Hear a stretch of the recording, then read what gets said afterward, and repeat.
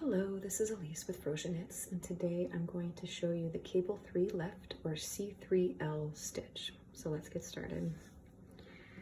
So you'll want to knit over to where you want to perform the cable. You're going to pick up your preferred cable needle, slip 1 stitch onto your cable needle, and then knit 2 stitches from your left-handed needle.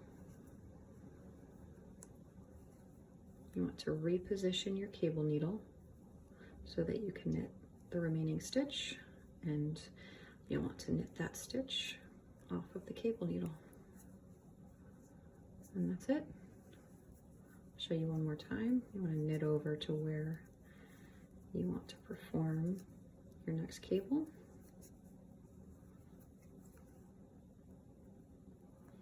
Going to slip that stitch onto your needle and bring it to the front of your work. Leave it on the front of your work, I should say. Going to knit 2 stitches from your left-handed needle.